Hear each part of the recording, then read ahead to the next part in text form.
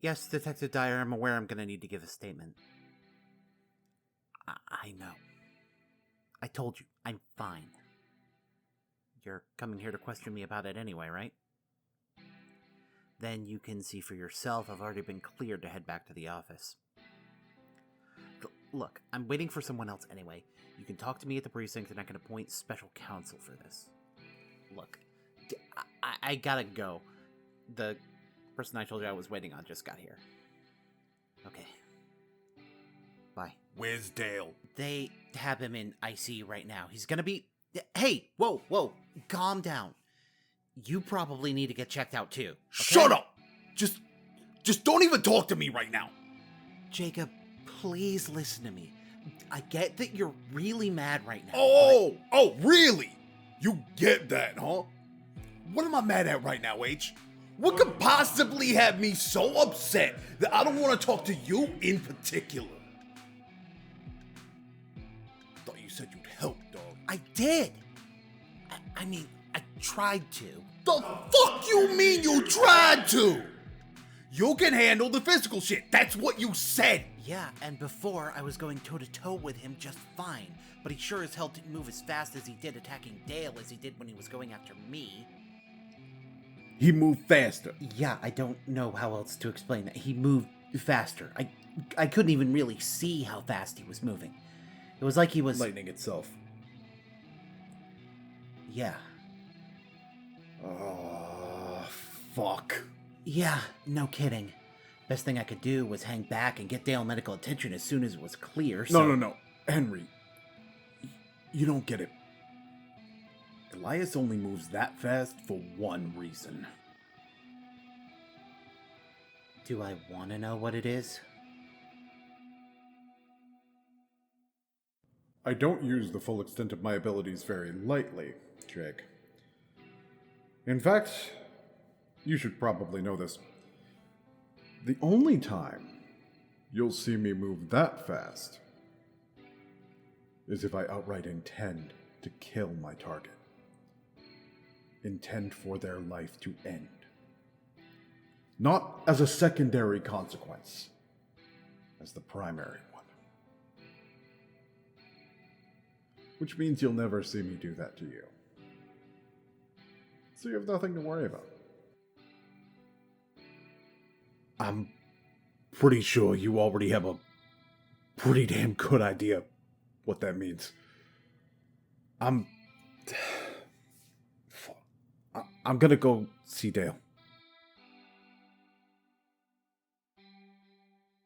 Ladies and or gentlemen, many of you are aware that one of the aspects of who I am that really sinks into me is Magic the Gathering, and truthfully, it used to be hard to find people to cover in this series in that space, because we're all a bunch of nerds that like to go into way too much detail, so there's rarely even something I can add to what the person is saying without just making a whole different video on the subject entirely, which, to be honest, I'm tempted to get into in the future more than I already have, but that's for another discussion. However, there's a way I put that some of you may have noticed. Used to. Now, part of that is because of the fact that people presenting information that was dubious at best were, quite frankly, the vast minority of MTG's content creation, and most of the time those people were so well known that it wasn't even worth covering them, especially when I've already talked about Desolator Magic plenty, and the quartering for that matter.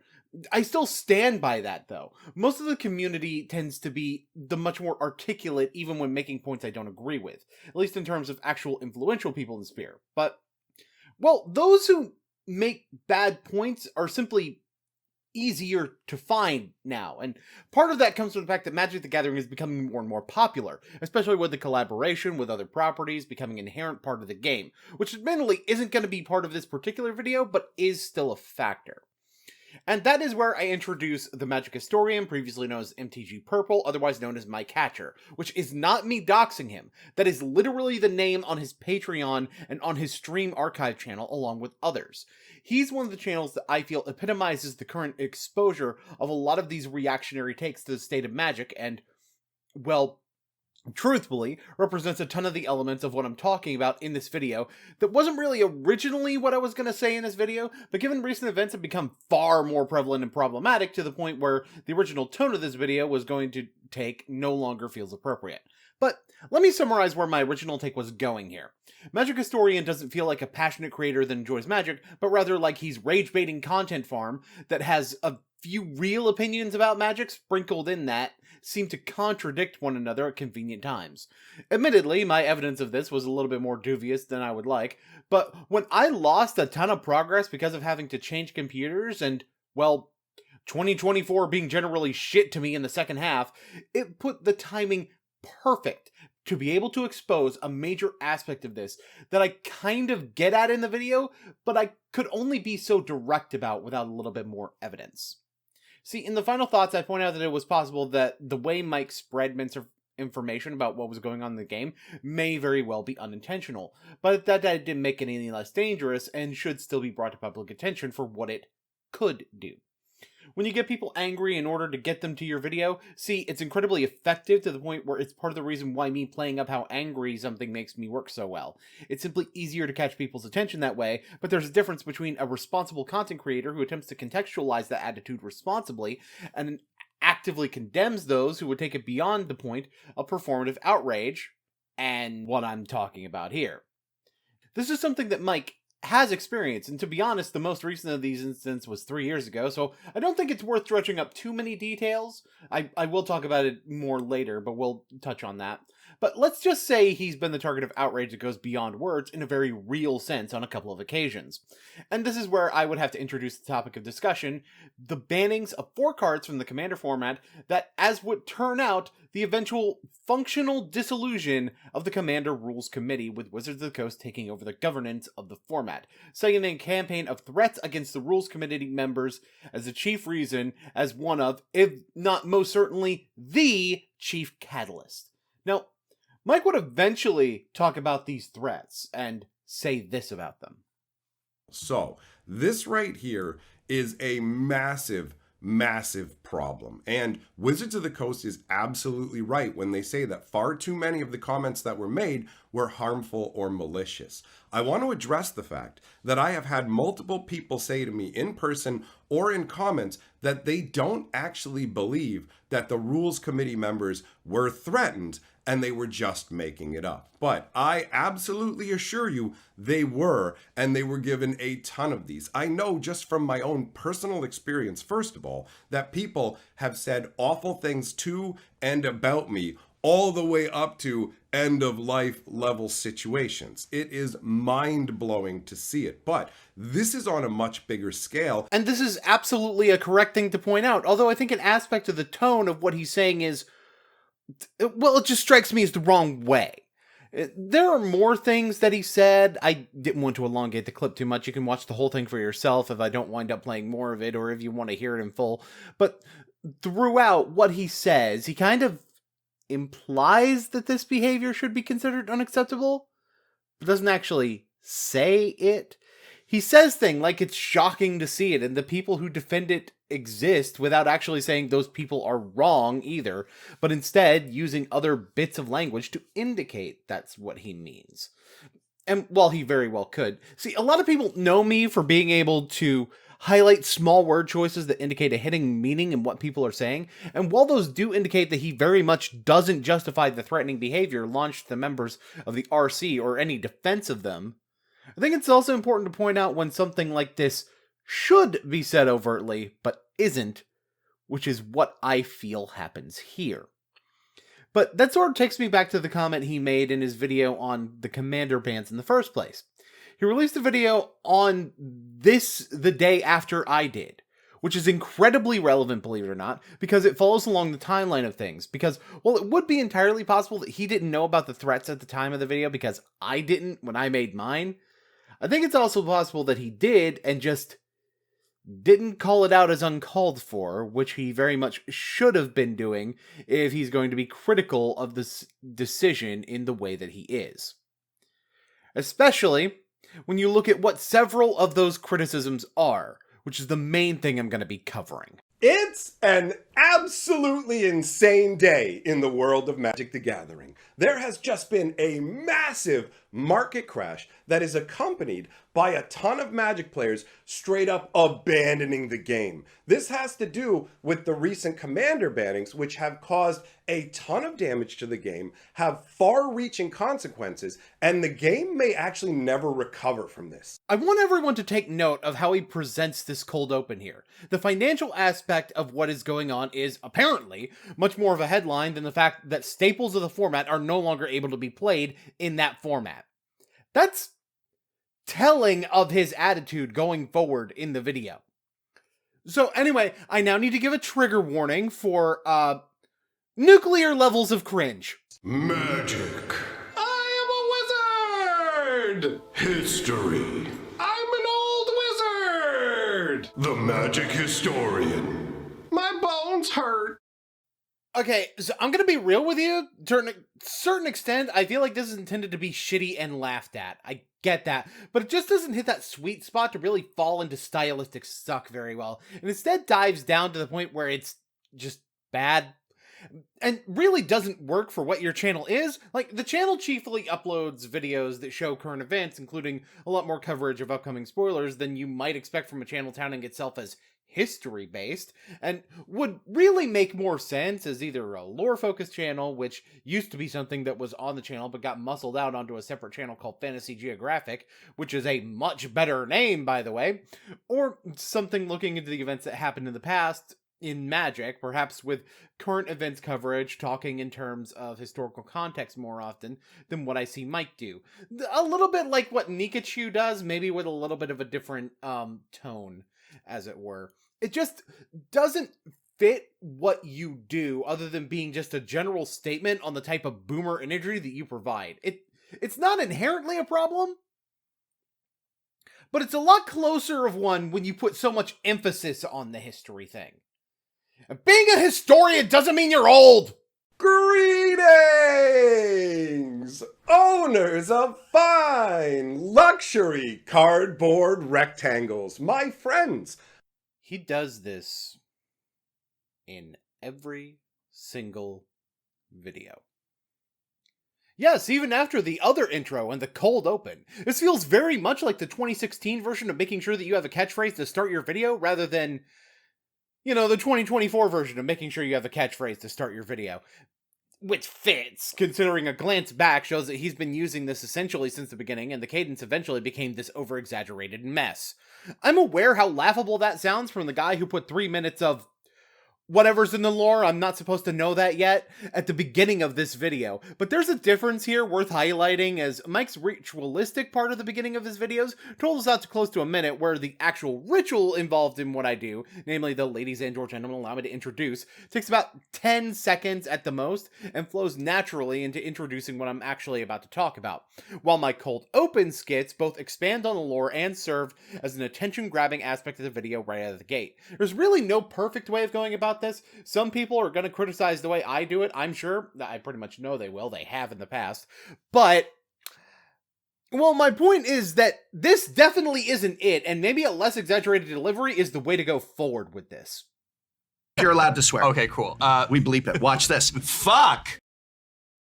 That out of the way, let's talk about the pure insanity of this situation. Now, unless you are living under a rock, you know about the recent commander bans. 4 cards were banned, and it's funny because I sat there and tried to remember the 4 cards, and I'm like, okay, Jeweled Lotus, Mana Crypt, Dockside Extortionist, what was the 4th card? And then it was like, oh yeah, it's Nadu, because Nadu being banned, even though it was designed for Commander recently and just got printed, is a complete footnote to this conversation.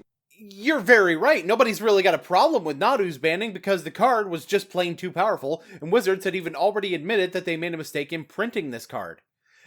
Keep that in mind, though, because I can guarantee you, he's not actually going to. So throw Nadu off to the side. It's 100% about those other 3 cards, which all had big, fat, hefty price tags, and especially in the case of Jeweled Lotus, has become completely obsolete. The other cards you can play in other formats, and in the most technical sense, you can use Jeweled Lotus in other formats too, but it literally is a Black Lotus designed to give you mana to cast your commander. So the Commander Rules Committee came out of what felt like nowhere and said, guess what? We are doing a mega ban hammer slam and hitting multiple of these cards. And the outcry has been tremendous. Okay, they didn't hit multiple of these cards, Mike. They hit all the cards you brought up. That's why you were mentioning them by name. What the fuck is this wording? And by the way, speaking from experience, there's pretty much always outrage when cards get banned. In every game, people hate seeing the cards they've been using no longer allowed in a format, or the exploits they were taking advantage of being addressed. And the majority of people tend to fail to see the forest for the trees, to realize the health of the game as a whole is more important than their enjoyment in an unhealthy metagame. You're about to get into the reason that the outcry was so big, other than the normal reasons it would be, so I won't go too far into it right now, but trust me, there's soon going to be plenty for me to talk about. First of all, whenever something like this happens, you have a number of people who just try and dump all their cards that they have. So it's like, boom, I'm just straight up getting rid of my collection. So that starts to add extra supply to the market, which drops prices. But this has been a mad dash to try and dump off things like Jeweled Lotus, obviously the cards that have been banned specifically. In fact, take a look at this little handy dandy graph here that shows you what happened with the entire Jeweled Lotus situation, where it fell off of a cliff. So that chart in particular is what I want to address here because, well, it doesn't really look like any of the charts I've seen, although it does bear some similarity to the Commander Legends version of the card chart I have is from October 1st, so that explains some of what's happening after that major dip, although parts of that are what I'm going to explain in a moment. But if I'm going to be honest with you, it still only vaguely resembles the chart you're showing, and the interface is the same. These are both from TCG Player. It's possible the screenshot he's got was from earlier in the sell-off, and that's why it looks a little bit different, but I can't really put my finger on just how wonky this feels. I mean, other than the fact that a lack of evidence of these things later, when we know that he can, and in fact intended to, show evidence on screen for something like this, but, details, we'll talk about it.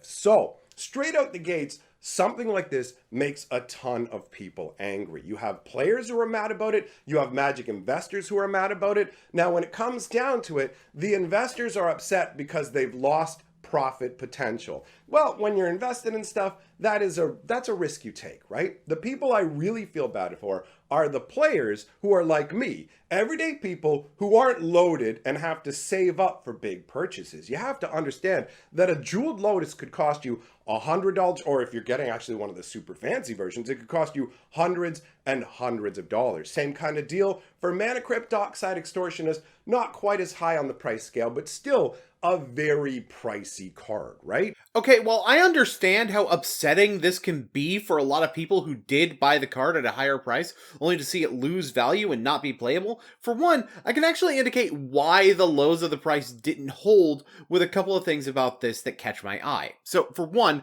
way that Commander, and really any casual format, can differ from a competitive one is that people can have Rule Zero conversations where they agree to exceptions to the default rules due to being able to trust each other more than a random player you meet at a con.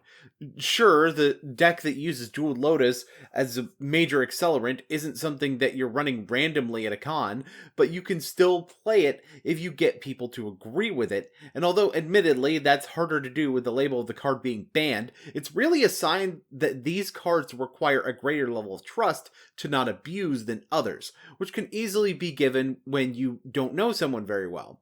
So, part of the initial bounce back is the panic of Jeweled Lotus being unplayable everywhere, not actually being true, but instead being relegated to casual tables, and a massive plunge resulting from a panic correcting into a more reasonable price drop when the market stabilizes. And while we're on that, let's talk about spending hundreds of dollars on a premium version. Yeah, the value drop for those is way less, if not non-existent at this point in the case of Mana Crypts. And notably, it's the base version of these cards that see the most long-term movement. Almost like that's normal. But I think I'm getting away from the point here, and that's why the people spending hundreds aren't really SOL. If you're getting these premium versions, you're probably getting it to bling out the deck, right? Well, you still blinged out the deck. Sure, it's more expensive than it would have been if you would have waited, but that can apply the other way around too. Anyone who waited on a $30 JLo for it to drop more lost money by waiting. Still feel bad for them, don't get me wrong. Losing money tends to overall be a bad thing. But the amount I feel bad for someone buying a Neon Mana Crypt is a lot less than someone buying a Double Masters version. But now let's talk about Dockside Extortionist real quick. You said wasn't as high as the $100 price tag. And you're right, technically it was like 80 to 90 bucks, but I feel like that's kind of splitting hairs. But also wrong to even involve it in the conversation about people losing money on these cards, since its price last changed on TCG Player around 9/11, so there should be no buyer's remorse involved. Except the reason that's not true is the exact reason the TCG Player market graph cannot be trusted. Because it just flat out doesn't account for a large percentage of the sales that were happening, which it just lists as, well, basically non-existent. But if you look at the list of sales, you can see a lot of near mints selling after September 23rd for 40 to 50, and the ones before September 23rd selling for 70 to 90, but at a lower volume, which is, probably a sign that the price was overinflated in a way that discouraged sales to begin with, but that's beside the point. The other big difference with Dockside was that it was already being signposted as a card that was being deserved for if it began showing up more frequently at casual tables, with the very reason they didn't ban it back during older updates being cited in the article announcing the banning of Dockside Extortionist, which is probably part of what was controlling the price of the card in the first place. That, though, does highlight something that the RC did wrong on this, that they would admit to pretty much the day your video came out. The issue is less that they banned them at all, but rather the general public didn't really know that these cards were being watched. I mean, technically, there still was an issue with them being banned in the first place, but I'll get into that later. So you have a situation where some people saved up for months to get one of these cards, only to have the rug pulled out from under them. That's a lot of money to spend on a card. We're talking about the value of AAA games if you want to go and buy a video game, something along those lines. Now, obviously, when it comes down to it, they're game pieces. Anything can get banned, so this can happen. But this hit multiple cards at the same time. It hit a bunch of people who aren't straight up investor class, and they got hosed with toys they wanted to play with that they can't even use. See, the thing about a ban list, right? It defies the rules for tournament Magic, but doesn't prevent you from using the cards however the hell you want otherwise. Because they're toys at the end of the day. We are talking about a game piece that's a physical commodity. Like, if we really want to go in the direction of a video game example, we can do that. Let's talk about Mii Fighters in Smash Bros. According to the MSEL official rules for Smash Ultimate, Mii Fighters must use a default costume, be a guest Mii, and have which attacks they selected specifically denoted. What this essentially means is that your custom Mii that lets you play as Sans in Smash, not allowed. You'll have to stick to being a Nest main. Condolences. But that doesn't mean that you can't use your Sans Mii against your friend's Nest because you think that the game theory meme is somehow still fucking funny. You still have the toy, but there are contexts by which you're not allowed to use it. These types of rulings actually get applied to cosmetics in games all the time, be it CSGO, League of Legends, even fucking Fortnite does this. And I know people meme about Magic the Gathering becoming Fortnite, but that's a positive thing that Fortnite does. The fact that you think calling it a toy and pretending that the only context for it to be used requires following the ban list rules fit in the same thought show how little understanding you have. But I can take this one step further. Ways to use JLo outside of normal EDH. For one, the way I've been using it to make a Jenny of the Block joke. But other than that, you can use it to represent a treasure token. A very blinged out treasure token, don't get me wrong.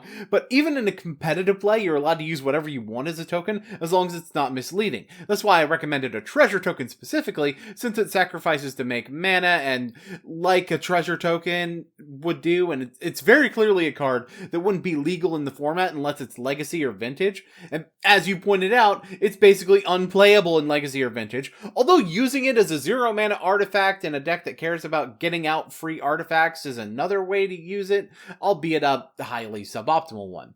There's also Cube. You can make a cube specifically for Commander even, and you're the one designing the cube, so you don't have to give a fuck what the ban list has to say when doing so. There's also the fact that it exists as a reference to an even more broken card, Black Lotus, that you may not want to drop money on, but still want to play higher powered Vintage with your friends. Well, just ask them if you can use JLo as a proxy for Black Lotus. Even at its highest price, it's way less expensive. Although, real talk, if you're playing with your friends and using proxies, you're probably not actually buying a JLo to begin with anyway, but you still get my point. It's still something that can be used outside of its intended use, much like how you can use as a Lego set as caltrops if you really want to be that sadistic. Well, actually, that one's probably against the law, but you could totally, like, build a house or some shit with a Millennium Falcon set if you wanted. That's legal. And there are some people who still have Jeweled Lotuses on the way to them in the mail, along with the other cards as well. But for me, Jeweled Lotus is the real poster boy of the conversation because it is the one that has been absolutely obsoleted. We will get into this later, but that's not something that changes with what you're talking about. You're right about it hitting multiple cards that were of high dollar value, and a ban hitting pocketbooks in such an extreme way has far less precedent in Magic. Let's just say Yu-Gi-Oh! Is no stranger to high dollar value bans and doesn't get this butthurt about it. But as you said, these things can happen, and the real difference here is that more cards were hit at once than usual for really any Magic format. It was a format that doesn't see anything in terms of ban list changes very often, and the cards are more expensive than they usually would be. Watch this. Fuck! So, the Commander format is a weird beast. Most Magic formats are governed by Wizards of the Coast, so any player can be forgiven for thinking, wait, so Wizards is in charge of Standard, and Modern, and Pioneer, and Vintage, and Legacy, but Commander is just some other organization that doesn't really have to answer to them, and Wizards doesn't make the decisions? What? Yup. I mean, that's not that surprising, since Wizards also didn't make Commander, but did make every format you listed.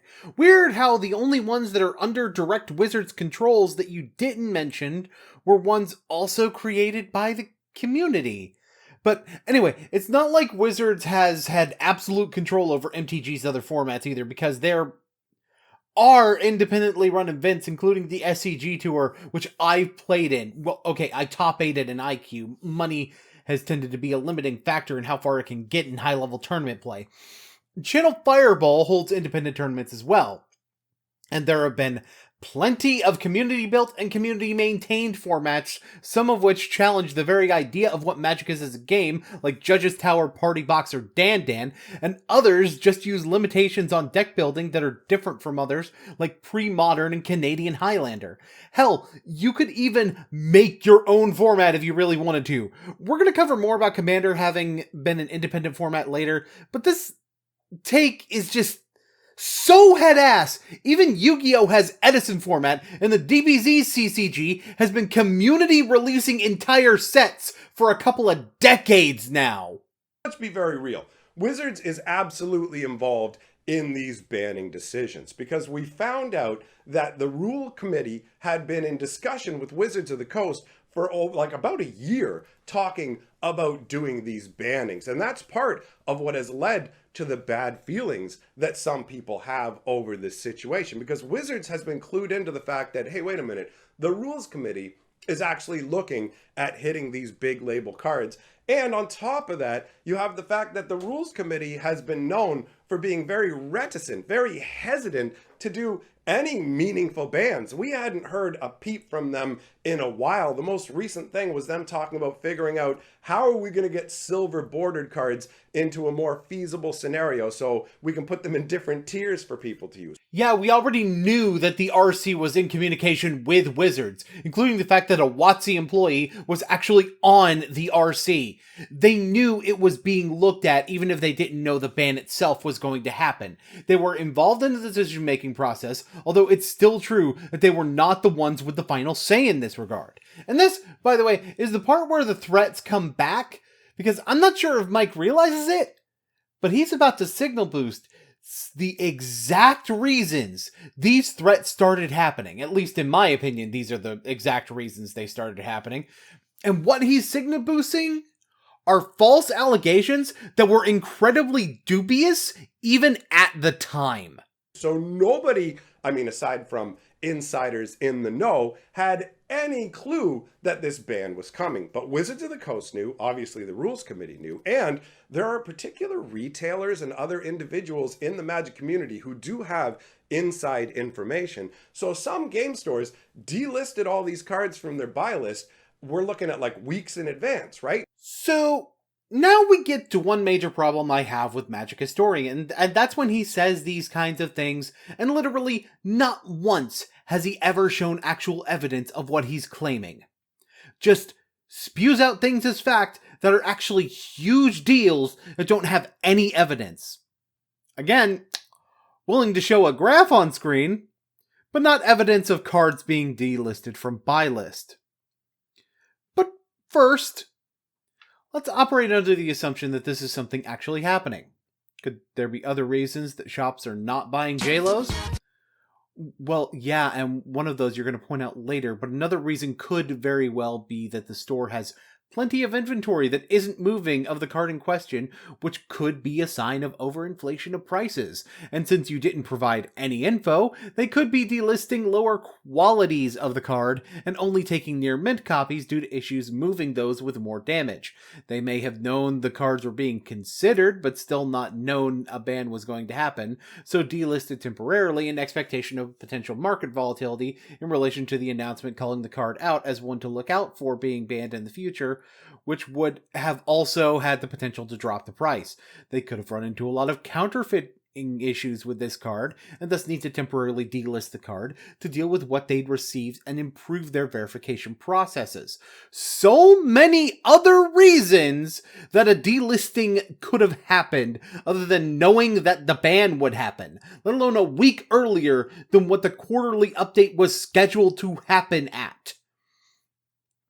But that's just proof that there's doubt for the delisting being that reason. Whereas in reality, the better thing to do is to disprove the delisting existing entirely, which, well, that becomes a lot more of a challenge when you don't drop names, don't provide evidence of the claim for me to verify, don't do anything other than just say that a thing happened vaguely. I'm basically being asked to prove a negative in doing that.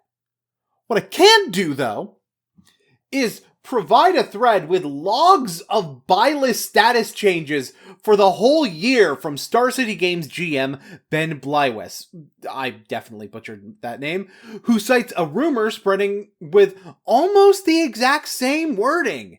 And while this proof is from after your video came out, it's the only thing that references the rumor's existence.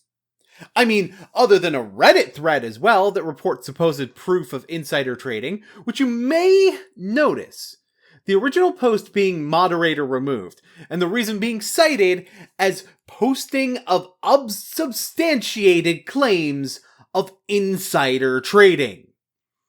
And this was basically the only thing to come up when I tried to look into proof of the insider trading allegations or what the evidence is. Now, I know what you're thinking. I can't really prove that Mike's treating this as fact. He may very well be reporting on the rumor to contextualize people's anger.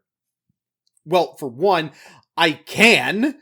He literally says that people were doing this, and not the rumors that it's happening.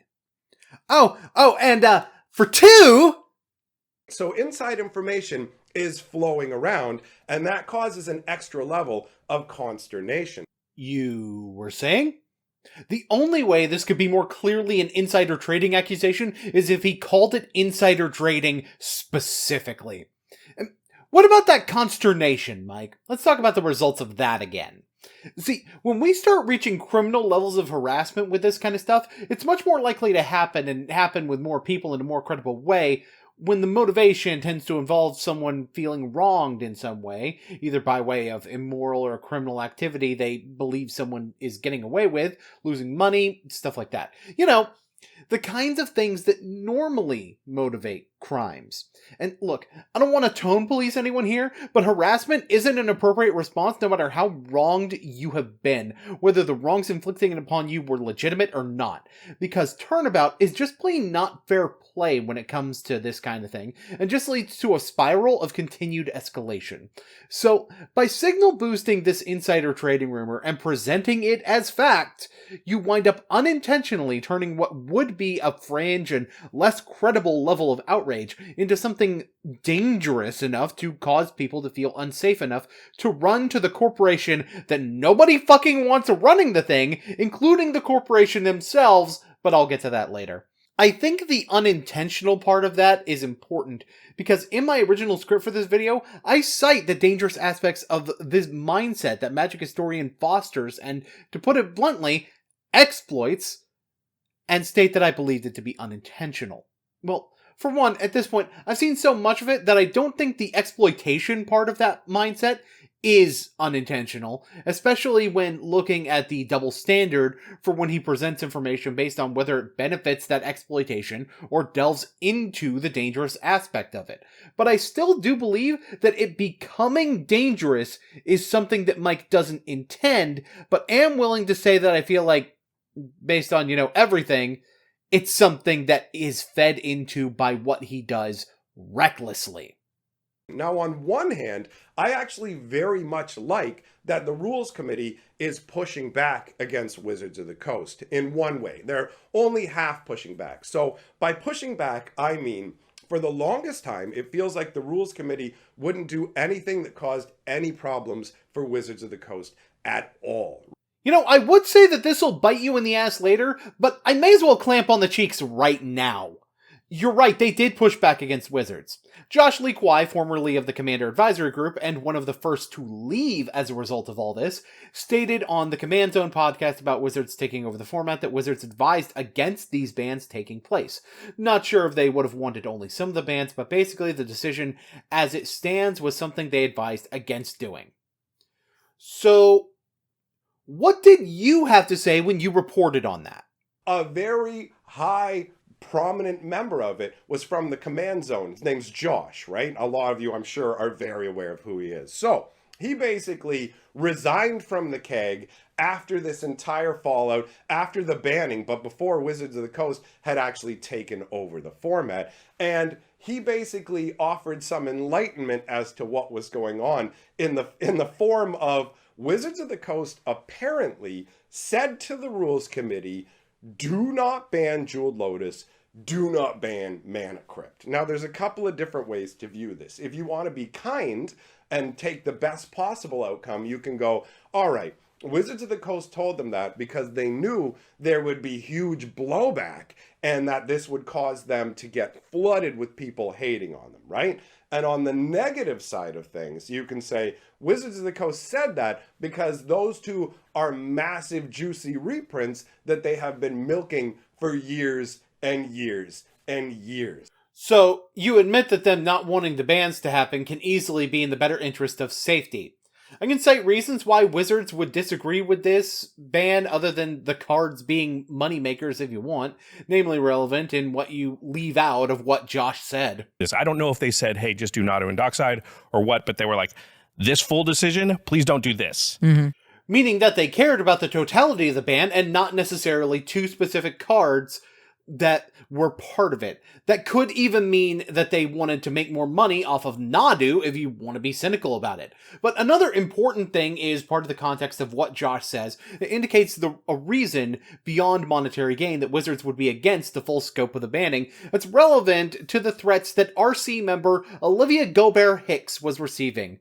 See, as a response to the threats, Jim LePage, someone who joined the Commander Rules Committee at the same time as her, would be allowed to break from protocol and reveal that Olivia voted against the ban in its state, and specifically only wanted Nadu and Dockside to be banned, with Mana Crypt and JLo explored when the format could stabilize around those two.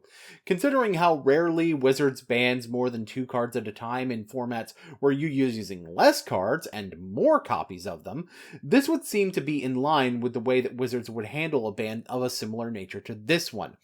Almost like they do it that way, because banning a ton of cards at once tends to be how you get the most pushback, because that's more people playing those cards to get affected, or someone's deck needing to change more because of how many of those cards they are playing.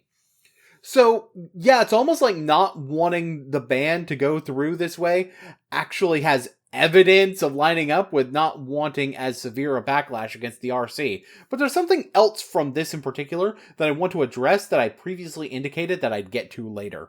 Now, if you want my opinion, I very much believe the second category, right? Wizards of the Coast isn't actually that interested in protecting the rules committee as far as I'm concerned. I firmly believe for the longest time Wizards was waiting for the right moment to take control of the Commander format away from the rules committee. Because if you think about it, and I've literally had people ask me this question, they're like, okay, Hasbro shareholders want to know, and this is from people talking to Hasbro shareholders, they want to know why Commander is Magic's biggest format, right? Sure is. So why is an organization outside of Magic the Gathering in charge of their biggest format? And obviously, that is an excellent question. That's going to be pretty difficult to answer to shareholders in a satisfactory manner, right? Actually, it's not difficult to answer at all, and is probably part of the reason why Hasbro didn't make Wizards take over the format's management already. Why would it make any financial sense to take over the costs of maintaining the primary format for non-competitive play when you have community volunteers doing it for you for free? Why have all of Commander under your umbrella when the format became the most popular thing? Because of the grassroots marketing that a community-run format creates. There is a cost associated with having a rules enforcement wing, and that wing would need to expand to cover Commander, even more so when you're not able to collect as much formalized data about the format due to lack of sanctioned competitive play. It would also need to expand the PR and community outreach wing, because you no longer have those volunteers you're in communication with doing the community outreach for you. It costs money to run the format, and it was an expense Wizards didn't need to make for their most popular format, and an expense big enough that even if you believe it would open them up to be able to squeeze more blood from that stone, it would be a poor business decision unless people's irrational and unhinged behavior makes secure protection for the individuals making these decisions necessary, which, by the way, is also a cost incurred by the corporation that needs to enact those security measures. But I should probably get back to the video I was originally covering, as important as those 2 points are to showing the massive double standard and shifting of goalposts that happens when the baseless rumor that you spout initially gets proven to not hold any fucking weight.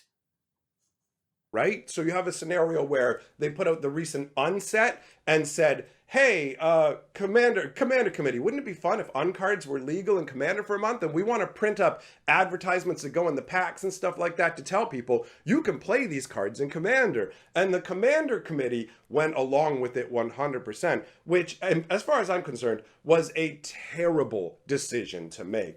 I guess to some degree it would be terrible if they allowed cards that wouldn't have been legal in Commander to be default legal in Commander on a temporary basis. Sure.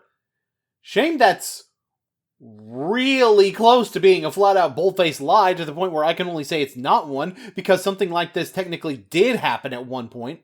See, when you say the recent unset, I'm thinking Unfinity from 2022, but when I look up anything about that, I'm finding that they treat the acorn symbol that denotes a card as not legal for Eternal formats the same as silver bordered.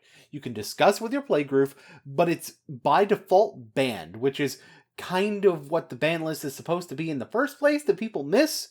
The by default of Commander, but with a format that's intended to be casual centric, that default is subject to change based on what people you're playing are comfortable with, or would rather play without. But more importantly, Unfinity also introduced a lot of cards that would be Commander legal regardless, and I found the September 2022 preview article they did pointing out that the non-Acorn cards, including attractions and many sticker cards mind you, were perfectly legal. I have seen my share of clown cards and not batted an eye. But what you're actually referring to is from November of 2017, where they temporarily made uncards legal in Commander until the next quarterly update, which was a month later, which you take as being under the assumption it was done because Wizards asked them to do it. And the evidence I could find of this was literally a forum post linking to another forum post on a website that no longer exists. As for the ad card talking about playing the cards of Commander, I can find no proof of that, almost like it was 7 fucking years ago, and no one actually cares. Like, I think that's the thing that bothers me. No evidence they were pressured to do this, even when it was already intended as a casual format, and already had efforts being made to present the uncards as legal for casual Magic for years before this, and you talk about like it's recent when there's been at least one unset since then, way more recent than this, and they did not make those cards temporarily legal, meaning that this sort of decision making did not stick. And you'd think it would be the primary goal was bowing to WotC's monetary whims, that they would just do it again. How much confusion this statement alone creates highlights another major issues with Mike's content that honestly I wasn't going to bring up in the original version of the video, but with it being this egregious, I'm sure as shit gonna do it now, and that's the rambling. Like, this is military grade rambling. I can't even address the original topic of discussion very well because of the fact that I'm having to deal with 5 other head-ass things you say in the midst of it. You are a certified yapper to the point where I question... Actually, no, I'm gonna save that, because it ties into what I'm going to say near the end of the video. I struggle to even call it final thoughts, honestly. Because at the end of the day, the whole point of having a Commander committee is so that you can have a codified set of rules. Yes, Commander does have Rule 0, where you're supposed to sit down with people ahead of time and talk about what's acceptable. But as far as I'm concerned, when it comes to playing games, you need to have a rule set that everybody can go and point at and go, these are the rules that we're playing by. So you acknowledge the default method of play being not the only way to play, then? Yes, having the default rule set is important, but you do acknowledge that you should have a Rule 0 conversation. It's a shame you don't stand by the Rule 0 conversation actually being part of a casual format. On the surface, they like to present it as it's a community thing and everybody talks happily at the beginning of the game, and people are like, my deck is a power level 4. And by that I mean, I have 4 different 2-card combos that let me win on turn 3. And other people are like, your deck is a 9, Billy? I'm sick of your crap, right? So Rule 0 is not something that actually works really well. It's based off the real concept of a group of friends who have been playing cards together for years and years and years and have yelled at each other enough that they don't play the thing. You can't play mass land destruction all the time. So either it's part of it or it's not, and whether or not it's even a thing that's involved seems to shift for you based on how convenient it is to how bad it makes Wizards sound. Both having codified default rules and the ability for people to bend those rules with their playgroup based on conversations they have with the playgroup can both be true. You know, these things aren't mutually exclusive, and the fact that you think these conversations inherently involve your playgroup yelling at each other about this kind of shit shows that you don't actually have friends that you can play Magic with, because a lot fewer of these conversations require yelling than you seem to think. Especially if you're somebody who's going to go down to game stores and play with strangers and all this sort of thing, which is something that Wizards has been encouraging more and more with the way that they've overall changed the design of everything related to Magic. Basically, Commander has become the centerpiece of Magic the Gathering. And so Magic's premier, biggest format, its most important format, and that's undeniable at this point. I mean, if you look at everything they do, every set they make has Commander decks. He's about to go off on something else I have to address, so first I need to talk about the shift into more being printed for Commander, which is absolutely correct, but I think I can answer that with a question.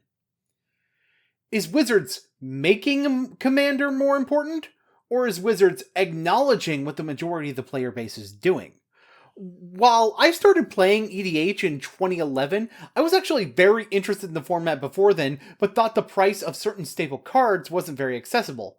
Until, of course, I was able to buy one of those first Commander precons. Had a Soul Ring, had a Commander in colors I was interested in, and built with the cards included as well as an archetype from when I first started playing Magic that I thought would be fun to use, which I've since refined into something a little bit different. The shitty Cardor deck that I mentioned in one of my previous videos, it's mostly shitty because of how long it's been since I updated it and relying on a fringe strategy in order to function. And see, that's the thing.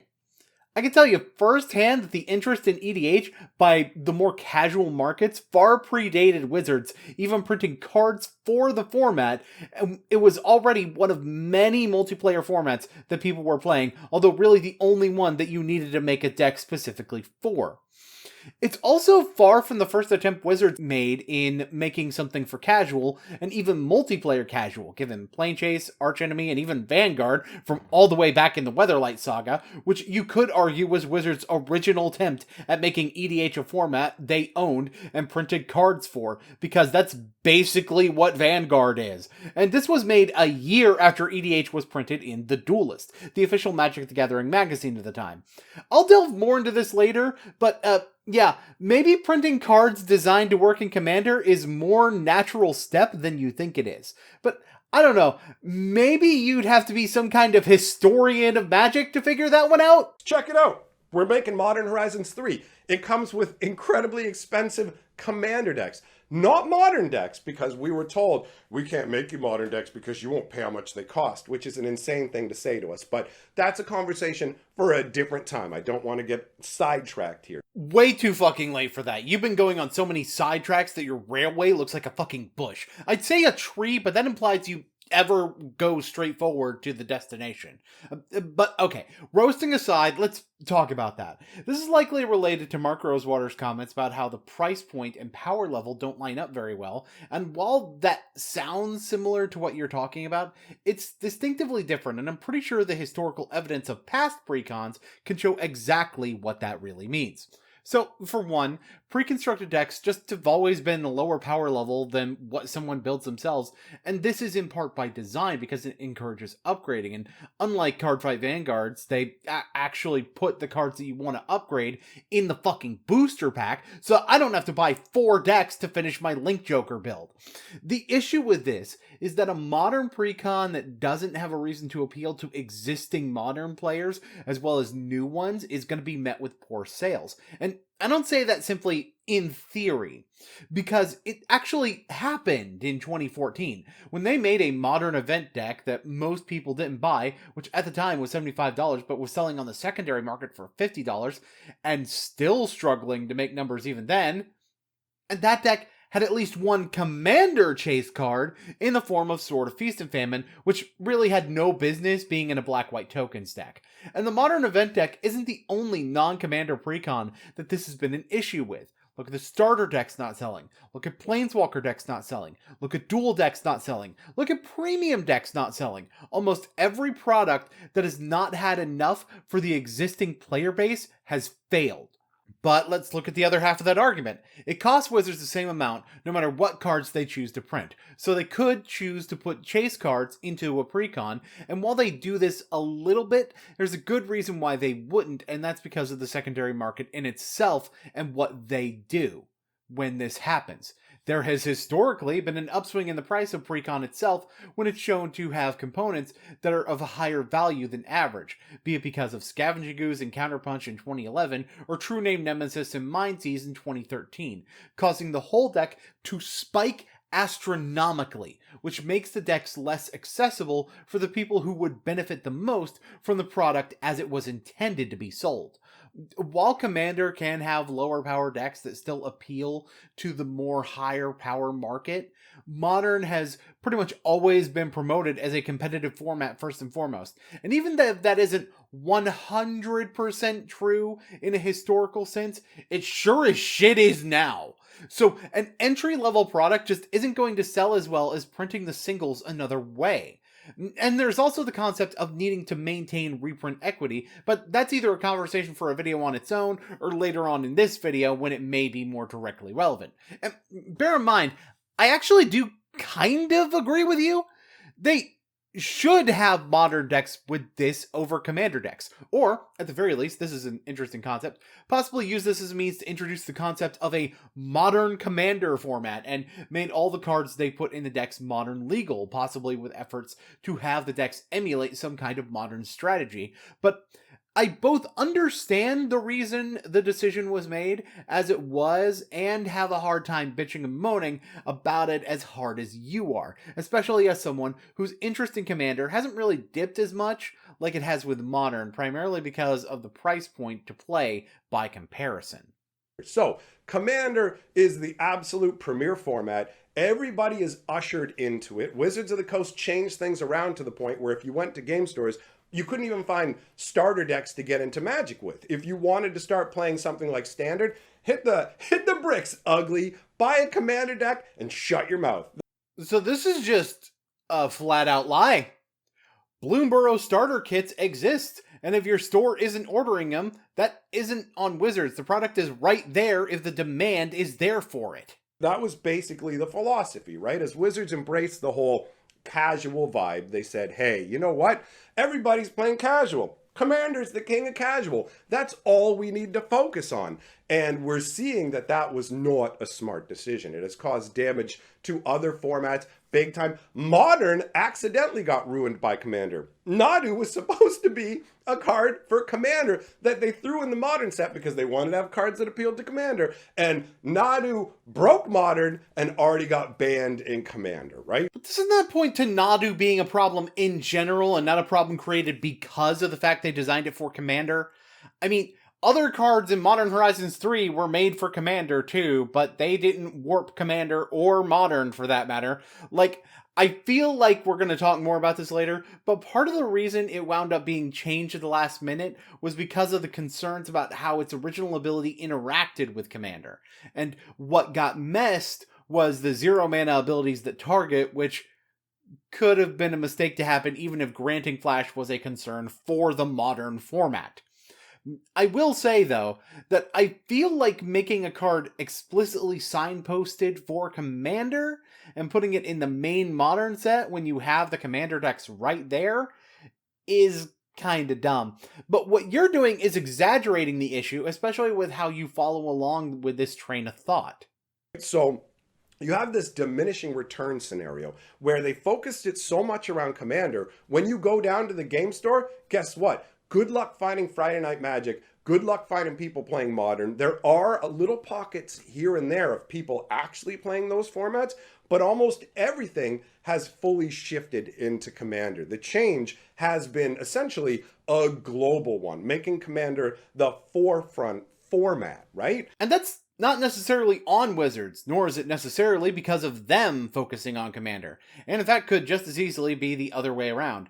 As I've been saying, supply and demand, Commander doesn't become the biggest format without people wanting to play it. Hell, this is proven. Wizards tried to push other Commander variants over the years, Oathbreaker, Tiny Eaters, Vanguard, and even Brawl, which is the only one that even comes close to being successful, but even then, that's because it's the only one that's playable on Arena. But when push came to shove, nothing Wizards pushed had the kind of reach that a community-created format did, so it's no wonder they embraced it just like they did with Cube. I think you could make the argument that it takes both things happening, but I don't think it's reasonable to say that Wizards pushed other formats out and Commander in rather than the inherently casual format took over the market share for the primarily casual player base because just like in fighting games, the casuals will always outnumber and in most cases outspend the competitive scene. I'm going to skip over this long section where he just describes why J-Lo was banned, basically repeating the entire headline. And we're still on him describing why the RC's decision was pushed back against Wizards, but only partially, and he's kind of just repeating himself a lot. But there is one thing that I do want to mention overtly. Wizards knew what they were doing when they created the Jeweled Lotus. They said, it's a Black Lotus. You can only use it to cast your Commander, though, so it's restricted. Except the Commander is something that you always have access to. So it's very, very, very easy to utilize Jeweled Lotus. Or it was. Obviously, can't use it at all now. So as much as I want you to keep in mind the fact that everything is still Wizards bad with him, I can prove how putting a restriction is something that they have not only done before and not banned out of the formats that would be considered comparable in power level to Commander in terms of individual cards. So, there's a card called Lion's Eye Diamond, which works the same as Black Lotus. Lets you use the mana however you want, but you have to discard your hand. This is banned in Oathbreaker, restricted in Vintage, and perfectly legal in every other format it would be legal. And it's not like people didn't build around that downside in Legacy with Dredge, and the current number 4 deck in the Legacy format, Doomsday. Both produce 3 mana of one color, both have a downside, and yet you seem to think that Wizards was pushing the power level when, in fact, this power level matches up with what they think is fine for an equivalent format they actually have control over. So right, about that skip screen. Watch this. Fuck! And then they turned around and said, hey, we're not actually going to ban Sol Ring because, you know, I know we just said that super fast starts are a really big problem, but, you know, it's just kind of part of ingrained into the whole game and, you know, it defies all the odds. It's Wow, you're right. That does seem shaky. Maybe it's because what you said isn't what they said. Well, okay, the defining format part was, and it was stupid too, but defying the odds is pretty fucking different from defying the laws of physics. One is saying that something is improbable becomes probable, and the other is saying that something impossible becomes possible. And the difference between something not being likely and not being possible is literally infinite, because even if the probability of the improbable event is 1 in a fucking Googleplex, then the difference between it and 0 is still infinite. And that part about them going, we know we said fast starts are bad, that you put at the beginning is actually the real problem, because in reality, what they said about Sol Ring is still stupid. They didn't even give the fast starts are bad as an absolute, though. Be it in the paragraph before talking about specific cards, where they say occasional games like that are fine, but it shouldn't be common, and we're taking steps to bring that frequency down a bit by banning 3 of the most explosive plays in the format. Or the ending of that expands upon this thought when talking specifically about Sol Ring, where they say this: we aren't trying to eliminate all explosive starts. It happening every once in a while is exciting, and removing the other 3 cards geometrically reduces the number of hands capable of substantial above-curve mana generation in the first few turns. So it's not that they don't think that it should exist, but rather that it shouldn't be commonplace, and just did a bad job of pointing out why Sol Ring was far enough below the power level of the other 3 cards to not be banned, even though the explanation is pretty fucking simple at the end of the day. Costing 1 mana substantially changes how quickly you go deeper into the game, and Dockside exponentially scales if played later, so it costing 2 isn't a restriction at all. Which is why the next part... And what it really feels like, honestly, is this year-long discussion they had with Wizards, is Wizards was willing to accept the other bans they were doing, but they were like, you can't ban Sol Ring. Doesn't make a lot of sense to me, especially with how you're painting Wizards as cash grabbing and taking advantage of a ban that they knew was coming by getting people to buy product that was just gonna get banned. Why would that change for Commander decks being playable out of the box? If you think about it, if you outmode every single prior precon so that the stuff you print after the bans were the only ones that were playable out of the box, doesn't making the old decks obsolete by way of ban list instead of by power creep save you some money at the cost of changing a single card in some things you already designed, and possibly even just replacing it with a fixed version of Sol Ring that makes only 1 mana, or even Lotus Petal, which is a piece of reprint equity that you're not really getting much out of? And that's the thing about this conspiratorial talk that's going on. As soon as you actually think through the logic that's being ascribed to the situation, the less sense it makes. No, Wizards wouldn't tell the RC to not ban Sol Ring if they're fine milking people for Mana Crypt and JLo, because if they're willing to scam whales in the way that you're describing, they're willing to scam a lot more people in a way that at the end of the day is a lot less severe for the vast majority of them, but makes Wizards a lot more money in aggregate. So it doesn't even make sense that they would take a hardline stance against Sol Ring being banned while making sure they could rip people off with chase cards that, real talk, it takes more than one of in order to sell a set, especially since you're going to see the thing maybe once every other case at least. Not every other box, by the way. Every other case. I did a video a few years ago saying that Wizards of the Coast is going to take control of Commander away from the Commander's Rules Committee. It will happen at a certain point. Right now, Wizards basically benefits from the fact that the Commander Rules Committee takes all the heat for the decisions that they make. They also essentially work for free because they're not Wizards of the Coast employees being paid to run Commander, right? So they do it because they want to. You have this scenario now where it looks like they're an independent body, but Wizards of the Coast obviously has a ton of control over them. Like I said, they got them to make uncards legal for a month, regardless of how many fights that would create for people. See what I mean about how when you think about it, it doesn't make sense? Earlier, you said that it's difficult to answer the question of why Wizards doesn't run Commander, but you just gave the exact reason why they wouldn't want to that I already gave. And that's strengthened by your other theory about the amount of control Wizards exerts on the format. So with the explanation really being that simple, even if shareholders don't intuitively know the answer, why is it difficult to understand that answer? And for that matter, if these questions really are being asked by shareholders, why aren't they coming up in the publicly traded companies' shareholder meetings? Because those meetings are public knowledge too. They're required to be. You'd think someone would have asked if it was as prevalent of a question as you implied that it is. So, Wizards of the Coast isn't going to stand for Sol Ring getting banned because it's literally in every single Commander deck that exists, right? So, if you go to your game store and you look at the huge wall of Commander decks, if the Rules Committee had banned Sol Ring, it would make every single deck on the shelf at the store illegal. And Wizards just isn't having it. Which, again, doesn't follow with your logic. Once the decks are printed in Shift, they really don't give a shit if it's no longer legal by your own logic. And they also could have just asked the RC to create an exception for precons if they really had that much control. They did this with Stoneforge Mystic in Standard, Mike. There's no reason that they were shadow controlling the RC that they wouldn't do the same here. I'm actually surprised that they didn't knee-jerk take the Commander Committee's power away just straight up after this. But Wizards clearly decided, hey, we can live with this. Overall, we're going to let you guys keep going. But at the end of the day, the Rules Committee is definitely paying attention to what Wizards wants. They're not truly independent. See, now that's a lot more reasonable of a way of putting it than what you just said.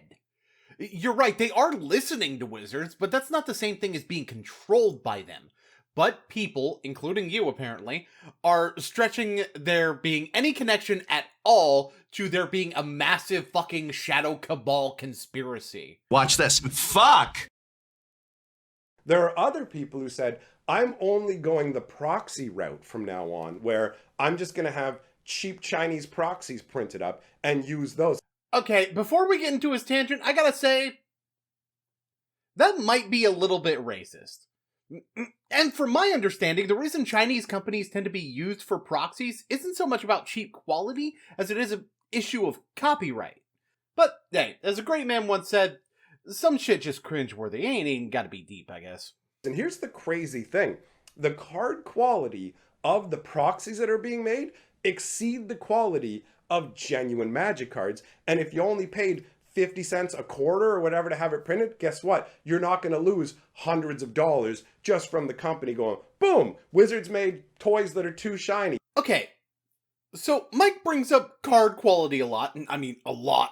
And I'll be honest, if he's experiencing an issue with it and I'm not, whatever, he can complain about it and I can just say that I don't see it and move on. But in this case, does this need to be part of this conversation?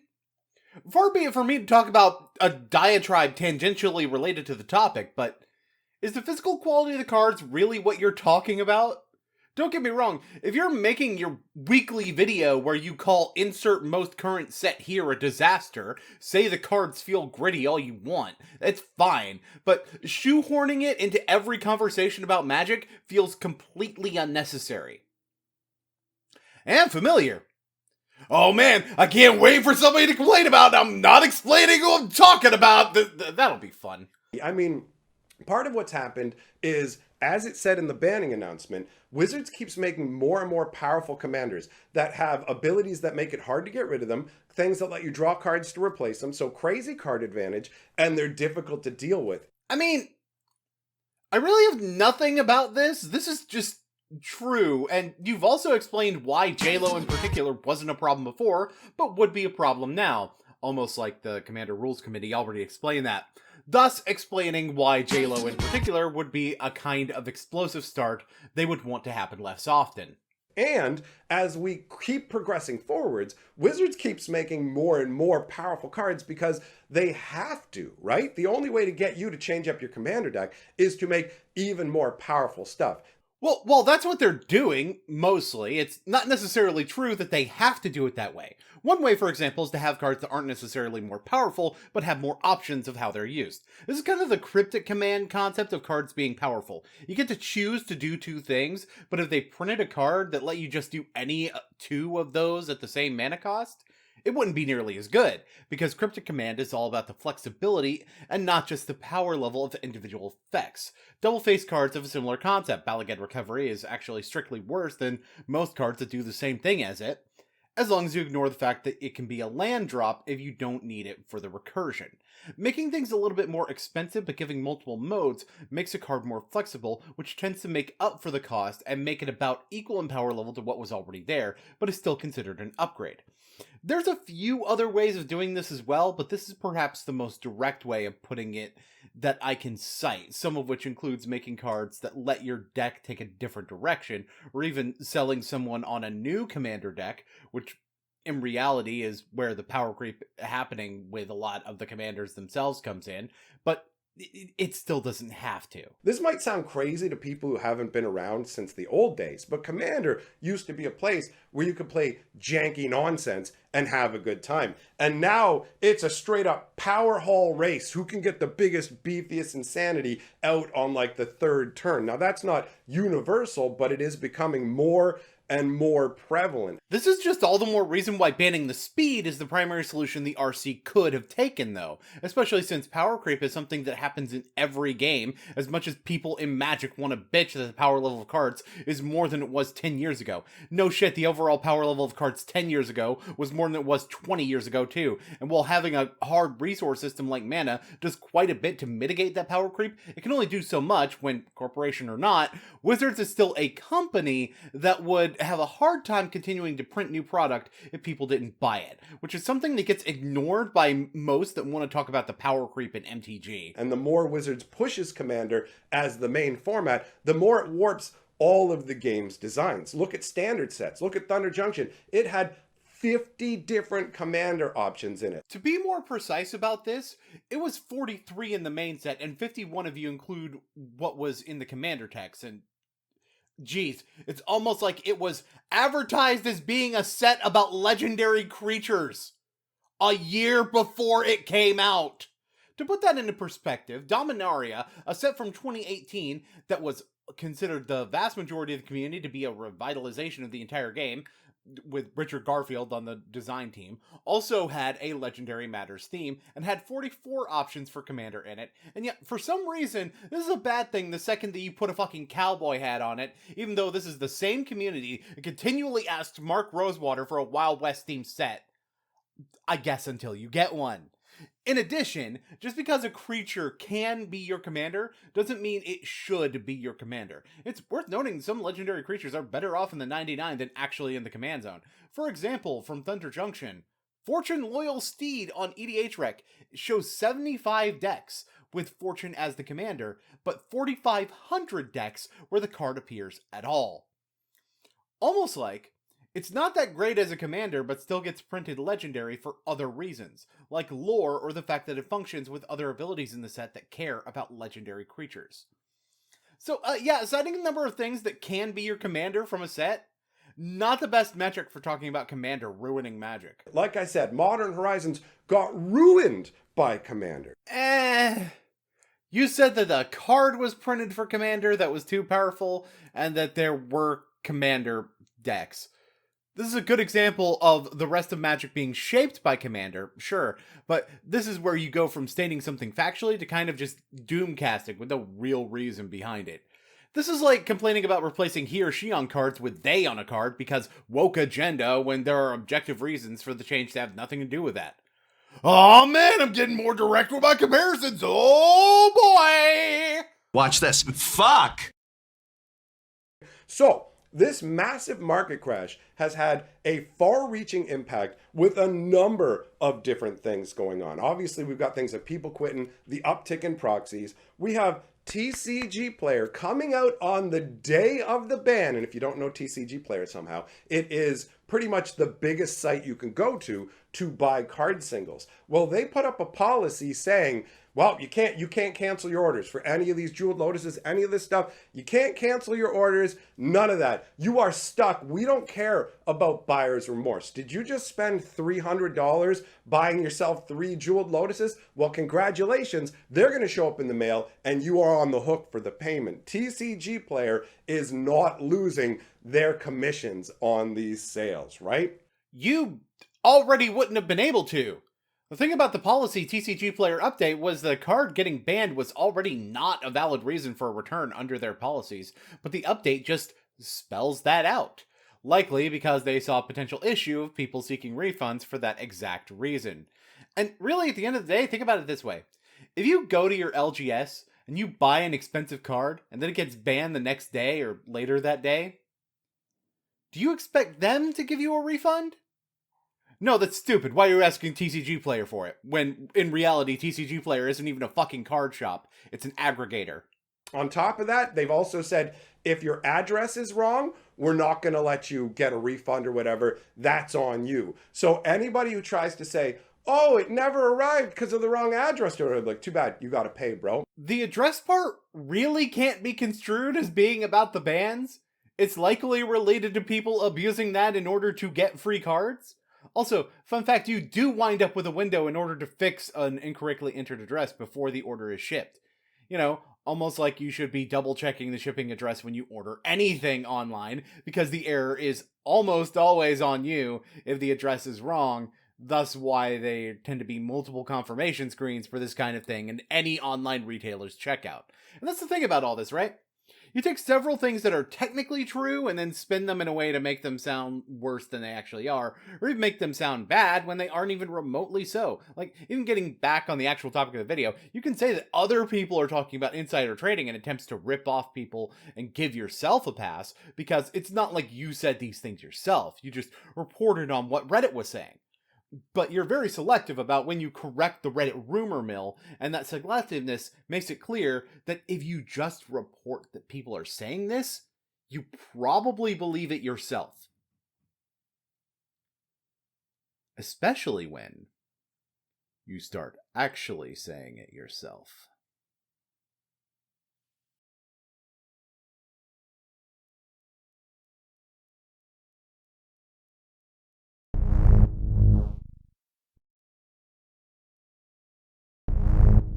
You don't deserve him. You are nowhere near strong enough to deserve him. Let alone protect him from someone like me. Dale? It's me. H, told me what happened. I don't know if you're, like, still out. No, I'm awake. I'm sorry. No. Jake, you have absolutely nothing to apologize for. But He almost killed me?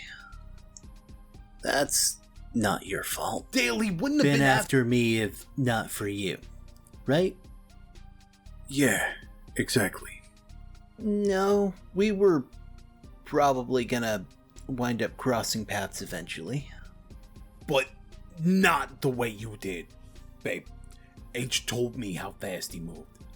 I know that movement. I know why he moves like that. And he didn't do that when he was locked up in the first place. This was personal. And it's because it's personal with me. Still not your fault. How? How is this not my fault? Dale, you could have died because of my baggage. Because, Jake, this is just another manipulation tactic from him. I can tell by the way he tried to verbally cut me down first.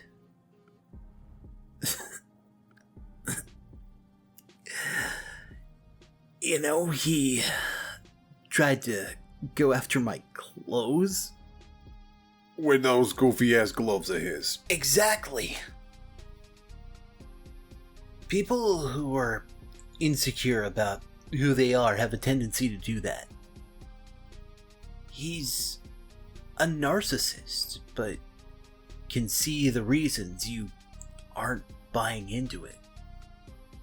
So, what other tactic does he really have other than to keep up the facade of how strong he is? While proving how weak he is on the inside.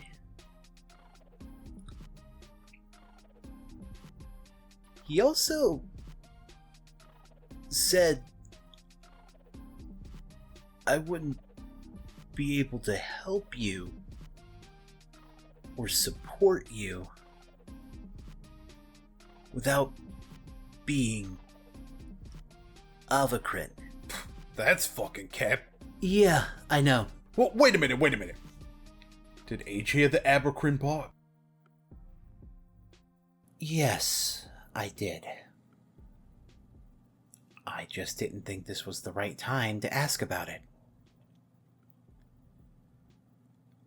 But I suppose since you've already gotten on the subject, what exactly is an Abercrin, Jacob?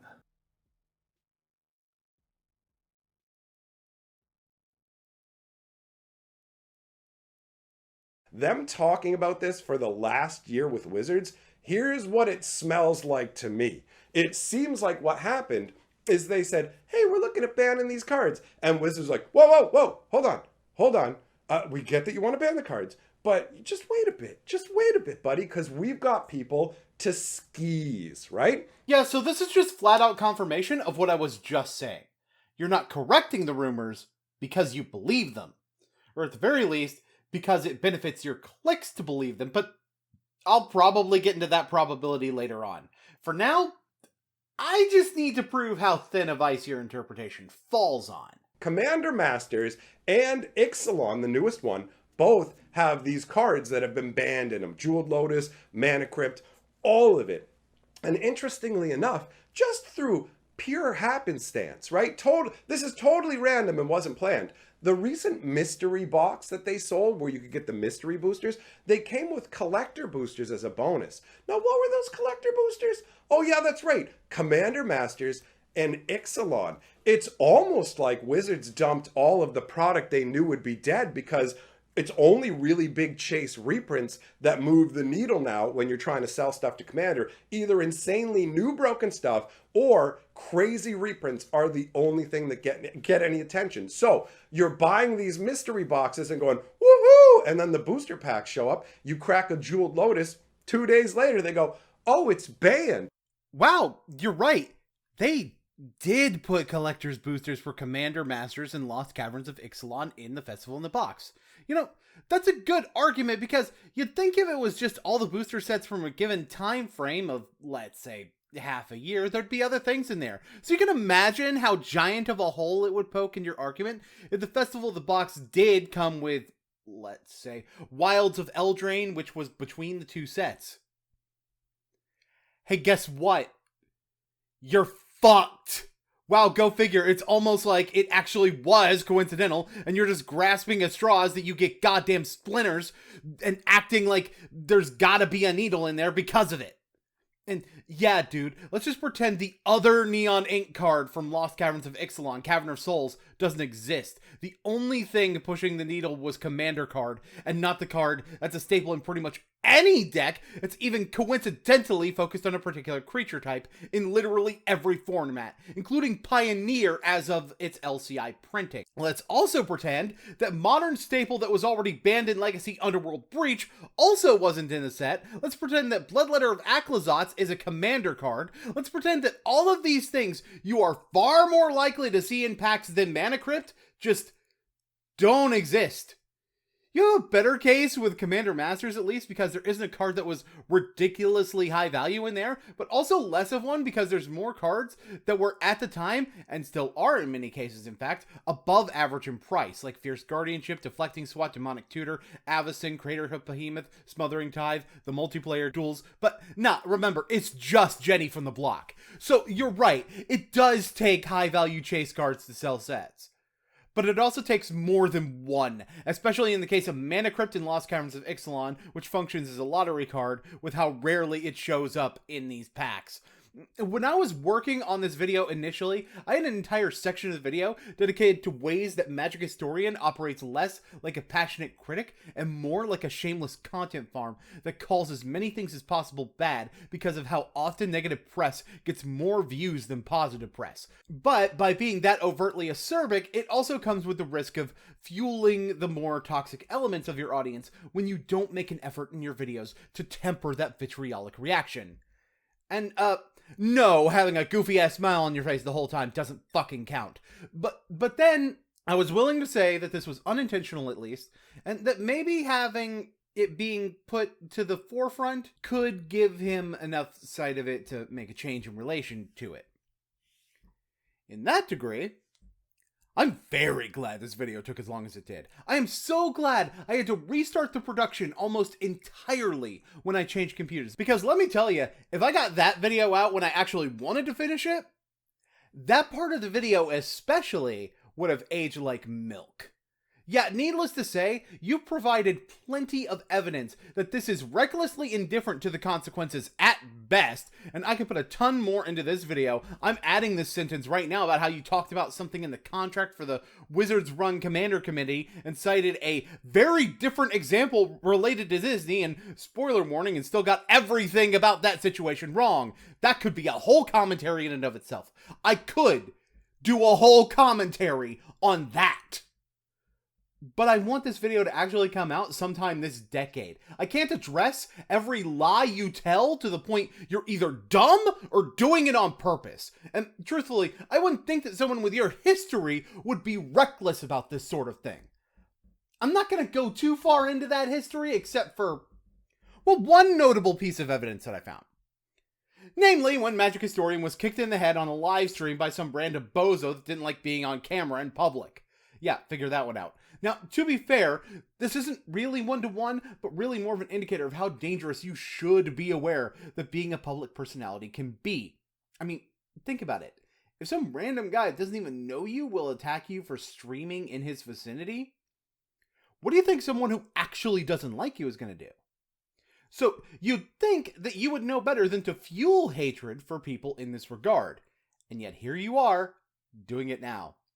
Well, yeah, okay, that's not the only reason I bring it up. See, this incident's reporting is admittedly a little bit hard to find, but, you know, I'm a digger. And not only did I find a Reddit post reporting on this happening, but that post linked to a YouTube video, and here's the way that video starts. Well, it would appear that another Magic the Gathering YouTuber, MTG Purple, friend of the channel, also known as the Magic Historian, was just attacked, assaulted while live streaming. Hey, does that guy look familiar to anybody else? Oh, right, that thing I kept alluding to! Right, so let me make something clear. In terms of this video, Jeremy did the right thing. It was absolutely correct to point out how awful that is, direct support Mike's way, and use his platform to help identify the perpetrator. But I think I want to note the choice of language. friend of the channel. Mike even calls him a good friend in the comments, and like I said, Jeremy is totally being a good friend here in my eyes, but this was about 8 months after Jeremy was banned from Magic. So given the harassment that resulted in that ban, it's not a great look. But I'm not someone who operates on guilt by association. I'm very vocally against it, save for very specific types of associations someone can have that are much more poisonous. But see, when I see you repeating the same behaviors, that's when the association looks a lot more relevant. Except in Mike's case, there are ways that it's worse because it's being done less overtly. See, with Jeremy, I could see the things that he was trying to move past quickly to get to things that prove his point. But you, Mike, you just nebulously give a sentence of what people on Reddit are saying and ignore how many of those posts are getting pushback or have proof posted that goes against them in their very own comment thread. I have to do research to prove you wrong, while Jeremy will typically wind up putting the thing that proves him wrong on the screen and rely on his audience being too stupid to read. Well, what you rely on is your audience not doing research. Something a lot of audiences won't bother to do when they think the person on screen is giving them an honest, if condensed, version of the news. And Mike, do you know why Jeremy was banned from Magic for Life? It was because of his comments towards Christine Sprankle, an MTG cosplayer that left the community due to harassment and cited him as the root cause of it. Now, a significant part of that was built on her quote-unquote crying for Patreon dollars and presenting an interpretation of her character that was holistically inaccurate. And while some overt direction for others to harass her were made, a lot of it was interpreting and presenting things in a vitriolic way. In fact, the professor made a video to highlight these things, which is part of what I'm responding to in my video, and I have this to say about it. He spends a lot of the video asking questions and pleading with you to think about if you may be unintentionally sending the level of hate being described towards other people. So, let me do the same thing with you, Mike. Do you think it's possible that you are unintentionally fueling the death threats that were sent to Olivia Gobert-Hicks? Do you think it's possible that your interpretations of what's going on are more harmful than providing constructive criticism on what you don't like would be? Do you think that maybe there's a better way to get across the message you want to get across without sounding hateful about it? 4 days before I got to the point of this script, the Command Zone released a sit-down between Josh Lee Kwai and the Professor, where they speak on creator responsibility. The catalyst for which was Josh feeling like he was responding to Wizards taking over the rules committee out of anger in the podcast episode on the subject that I even played a clip from earlier, and wanted to hold himself accountable for not handling that podcast as well as he should have.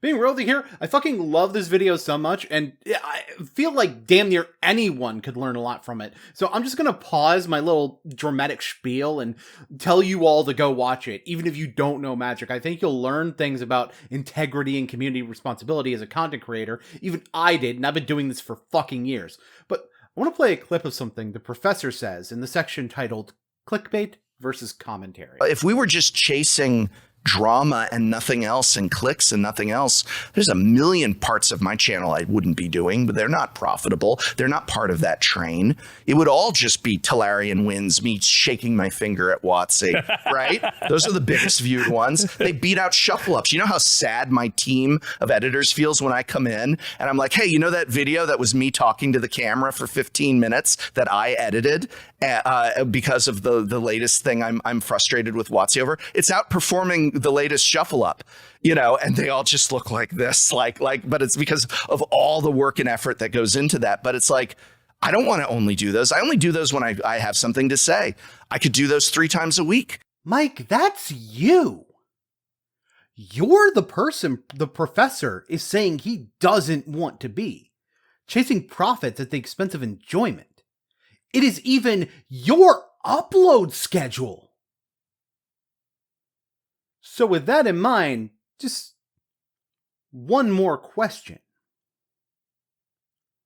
Which one do you think you are? Commentary or clickbait?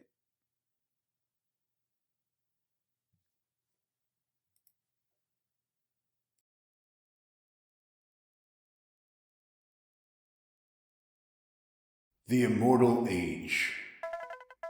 Given its name from a group of 5 said to have attained power beyond what the mortal form could muster.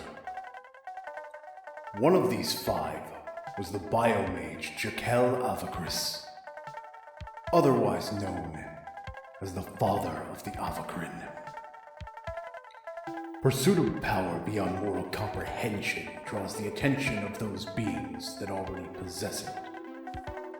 Thus, in Jekyll's own pursuit of the power his peers were able to achieve, so too did Jekyll draw the attention of Hyde, a shadow entity that draws upon and amplifies the abilities of its host, often in exchange for their free will.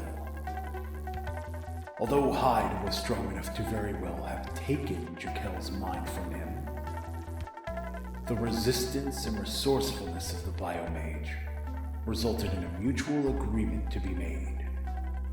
The power would be used in symbiosis rather than Hyde consuming Jekyll over time. And in return, Jekyll would use his biological magic to be able to replicate Hyde. Of course, the most effective way to do this was into the being of others. Thus, the Avacrin, those who possess a replicant of Hyde within them.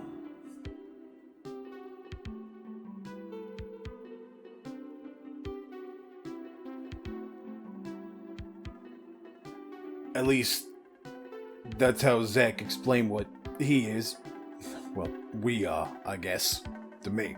I see, but wouldn't this parasite control you if that was the case?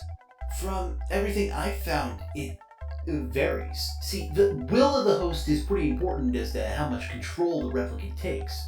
I fought against Avacrin that were downright feral before, and then there's Jake, who, from all the research I've done, is a rarity. You can barely tell that there's a second soul in there. Most of the time, anyway. I definitely feel the pull from Zach, and we get into conversations internally. Him trying to convince me to go away. I don't want to go. It tends to result in me winning that argument, though, but it doesn't mean he can't get his way. So, Elias should have one as well, right? Does his have a specific name? See, now, that's where the more dangerous part of Elias comes in. I'm a fucking rarity, but he's a different kind of rarity. He never mentioned there being another name for his replicant or anything like that, which makes me think that he doesn't view himself as separate at all. So it's hard to tell how much of his personality is from him and how much is from the replicant. If that even matters. They're both part of who he is anyway, right? Whether there's a separation between the two or not. No, H. If there was more difference, then reminding him that at least part of him's still human. Would actually do something to get through to that human side. Exactly. Oh, I'm sorry. I've just never heard about this before. I'm still pretty new to this plane. It's fine. Either way, it's also proof of why what he said about Dale being able to help is bullshit. The fact that I have someone like that, or a friend like you, or a friend like Boon for that matter, it keeps me from listening to Zach as much as he would want me to. I think I understand. Oh, speaking of Boon, could one of you two call him to come here? You know, I offered to head to his place to talk to him, but, stab wounds. Sure, I'll go ahead and give him a call. I'll need to get his side of the story on what happened with Elias anyway. Cool. Oh, and tell him to bring my NPC. I think I left one I was using in May over at his place. I don't think that'll be a problem as long as it didn't get blown up in the explosion or anything. The what now?